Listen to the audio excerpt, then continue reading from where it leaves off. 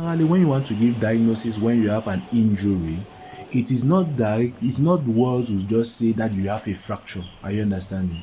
When you have an injury, it's just better to say that you have an injury to this compartment. Example, you can speak about a leg injury, a closed leg injury, an open leg injury.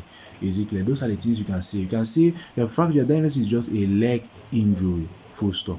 And then under the leg injury, you can now bring a tibial, a closed tibial fracture with this AO classification and this specific classification. You can speak about the tibiofibular fracture, a closed tibiofibular fracture. You can speak about even muscle injuries. Is it clear? And then the complication of those fractures, you can speak about associated neurovascular damage. Are you understanding how you put your diagnosis? In the diagnosis in surgery, you should put a big topic, that is the leg injury. Inside the leg injury, now bring out the different injury that can be there. In this case, you can have an isolated tibial fracture, you can have an isolated fibular fracture, you can have a tibiofibular fracture. And when you're speaking about those fractures, you have to say the bone which is fractured, and you have to say the classification of that fracture. Is it a closed fracture? Is it an open fracture? Is it a pediatric fracture?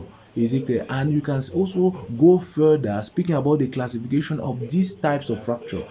For closed fracture, you can speak about the AO classification. For the open fracture, you can speak about the Gustilo-Anderson classification. For the pediatric fracture, you can speak about the different classification that Salter Harris made. Those ones are going to be given in cases where you have an X-ray in front of you.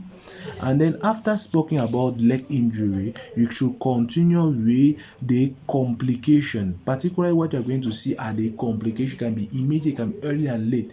Is it clear? If you have immediate complication, you should assess for the neurovascular damage. You should assess for the nerve supply of the limb. You should assess for the arterial supply of the limb in order to speak about the pulses and the nerve damage, the artery damage.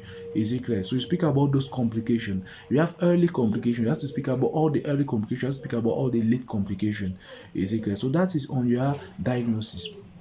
The next thing now is going to be the investigation that you do in fractures.